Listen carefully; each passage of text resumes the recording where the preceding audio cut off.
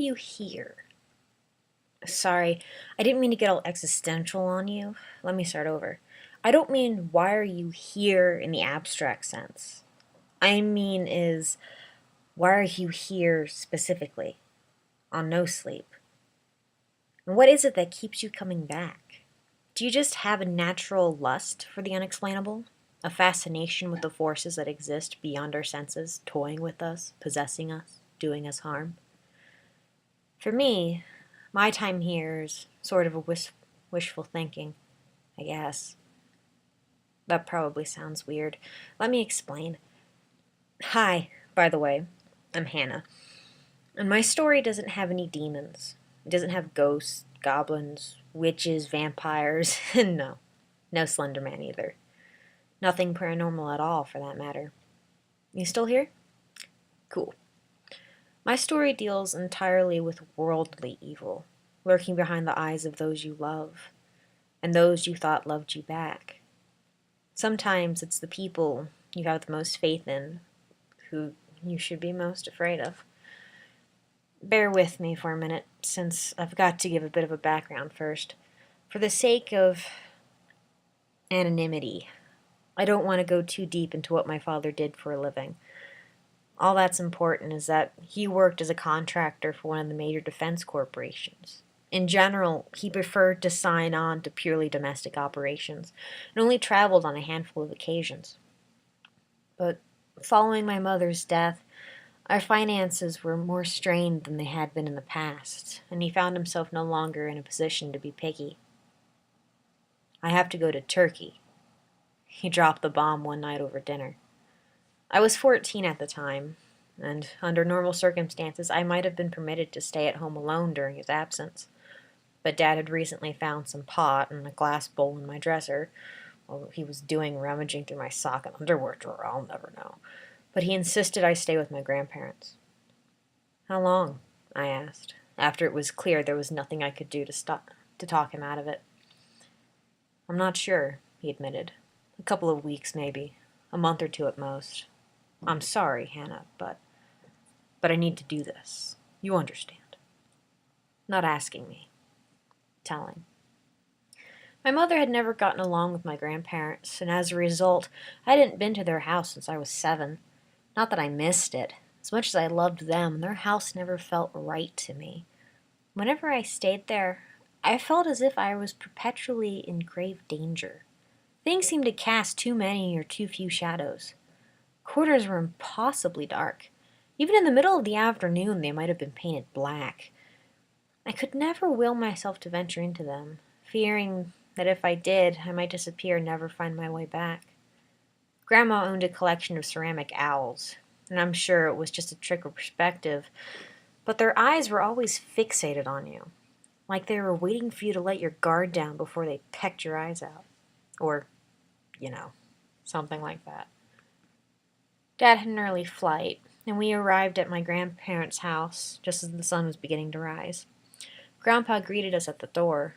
A couple of teeth were noticeably absent from his smile, and he walked with a hunch in his back I'd never remembered him having in the past. Well, if it isn't little Miss Hannah Bobana. I couldn't help but smile back.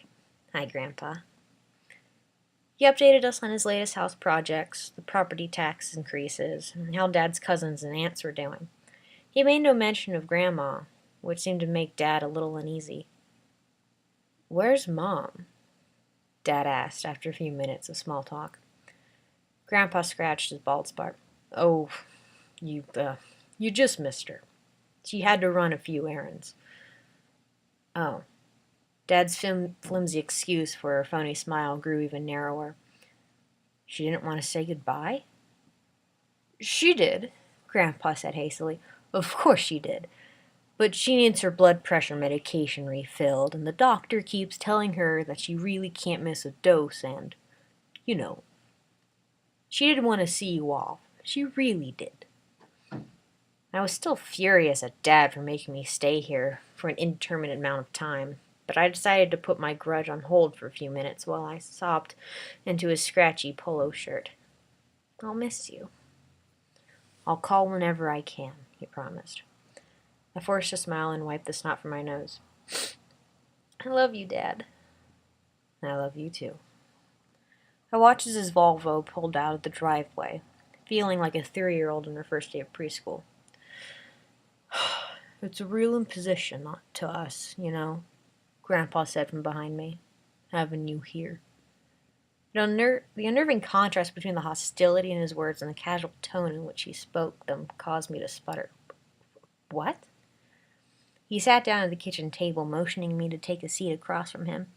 He placed his hands on mine. His fingers were bonier than I remembered them. Wrinkly, too, like he'd just gotten out of the bathtub. I'm sorry, Hannah. I hate seeing you caught up in the middle of this. In the middle of what? My heart pounded against my chest. Your grandma is not out doing errands. His hands twitched. She's here. She's in bed, Hannah. Your grandmother had a stroke last week. What? I cried out. He shushed me.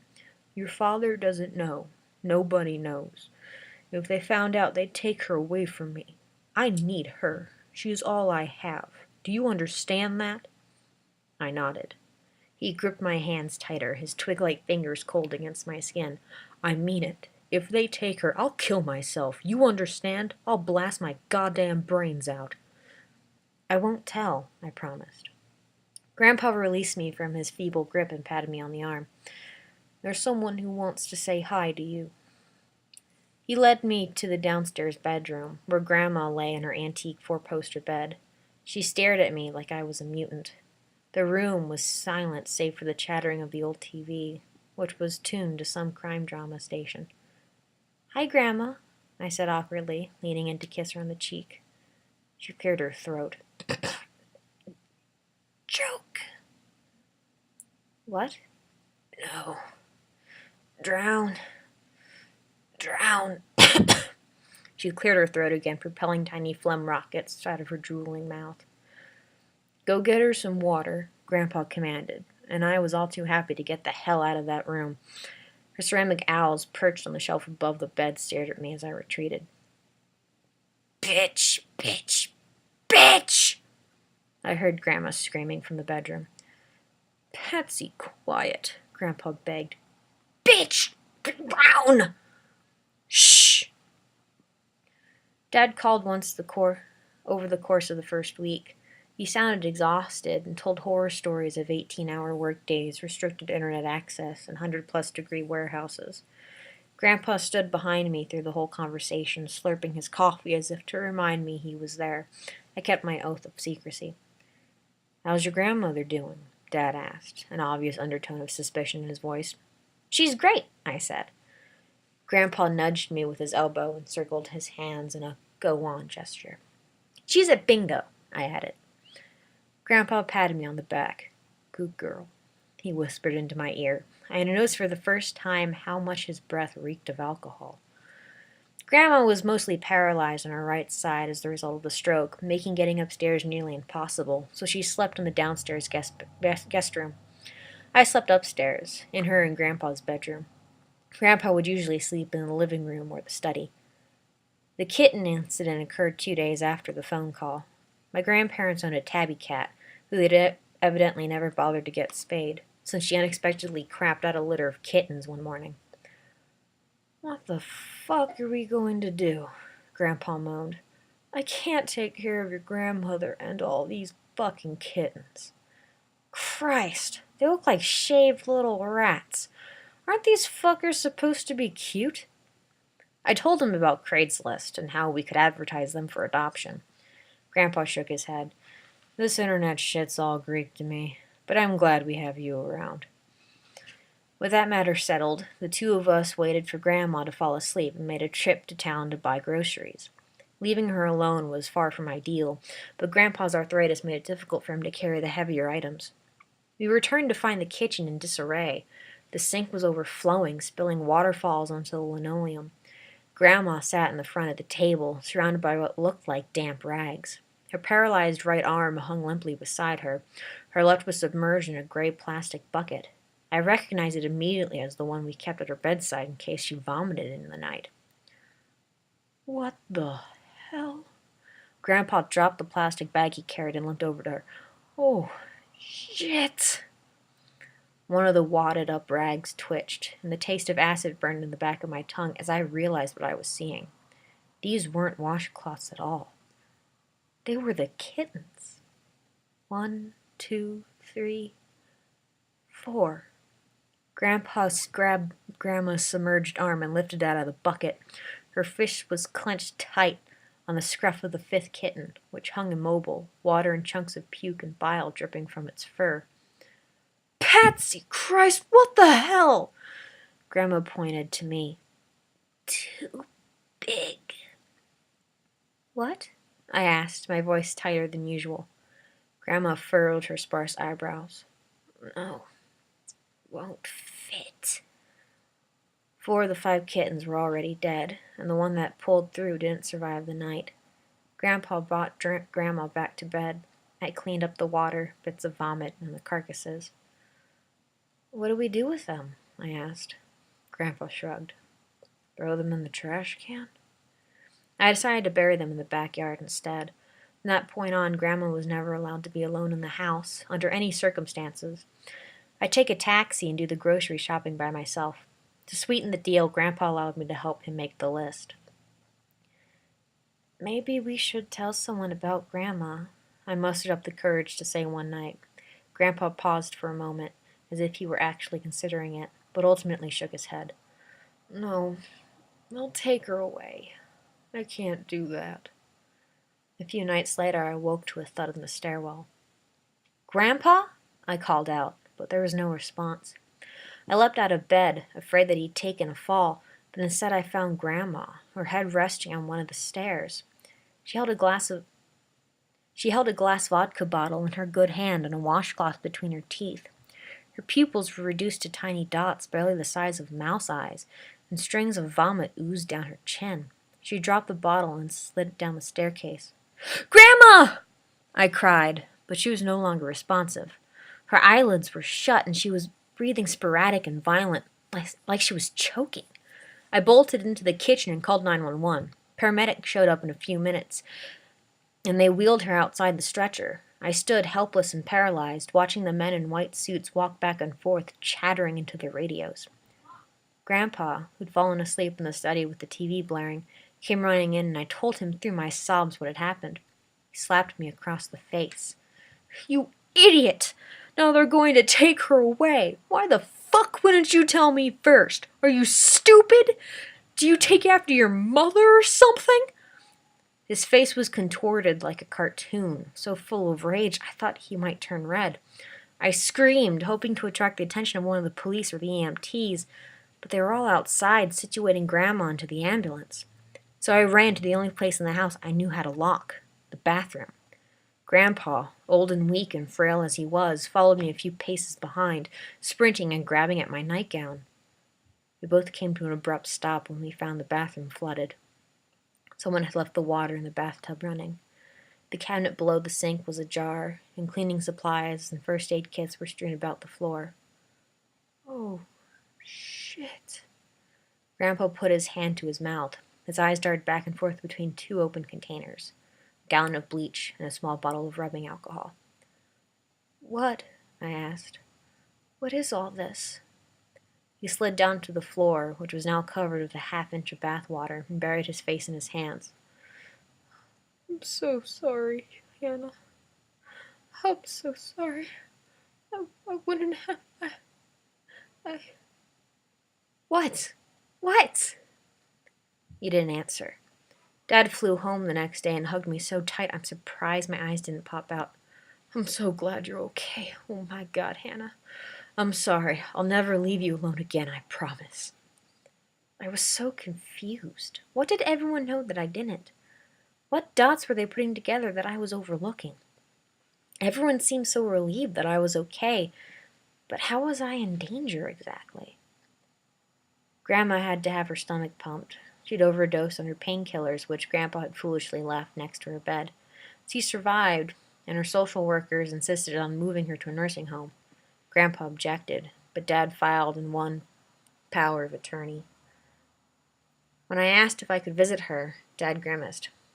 I'm not going to say no. She is your grandmother. But I'm not so sure that's a good idea. Why not? I don't think you should is all. She passed away just 2 months ago. Surprisingly, she outlived Grandpa by 2 years. In the wake of her death, I found myself once again dwelling on the events of that evening, wondering why Dad and Grandpa refused to be honest with me. I resolved to myself that I'd do some research on my own, solve the mystery. Now, though, I wish I hadn't. If you combine bleach and rubbing alcohol, you get chloroform. She must have seen it on one of those crime shows. That explains the washcloth, and no doubt that's what was in the vodka bottle. After she drowned the kitten, she looked at me and said, "Won't fit." I believe she meant I was too big to drown in the bucket, which is why the bathtub was needed. The only possible explanation, I thought, was some sort of demonic possession, since she never so much as spanked me before. She was a gentle woman, no history of violence whatsoever, and besides, the pinprick pupils seemed to suggest something else occupied her body. Human eyes don't do that. That belongs in the realm of the occult. I've lurked no sleep for a few weeks now, reading demon stories, trying to find some parallel. But story after story yielded no result, and to my surprise and horror, I stumbled on the answer in the health section of the New York Times, on an article about painkiller overdoses. Symptoms included breathing problems, small pupils, the black circle, and the colored part of your eye. This is why I wish demons were real. The idea of some foreign body possessing my grandmother is far less terrifying to me than the thought that, throughout the whole time I knew her, she wanted me dead, and all it took was brain trauma to knock out the part that kept the desire in check. I believe humans have evolved to possess a sense of danger, a little voice inside us that tells us when something wants to hurt us. It was an overdose when I was younger and in my grandparents' house, but I'd always counted on them to be the ones to keep me safe from whatever lurked in the shadows. As to what prompted the painkiller overdose in the first place, I put some thought into that as well, and as much as I hate to say it, there's no other explanation. She took them to ensure the pain wouldn't overwhelm her on the way up the stairs. She miscalculated and took too much, knocking her out. Granted, there was never much danger of her succeeding, but what bothers me the most is how elaborate the plan was. The pain meds, the chloroform, the bathtub. This wasn't some isolated psychotic episode. This was premeditated. The whole time I was under that roof, my grandmother, my kindly old grandmother, was orchestrating my death. So please, no sleep. Keep those ghost stories coming. I need them. I need them so badly. I can't trust humans anymore. So whatever else is lurking out there, that's all I have left.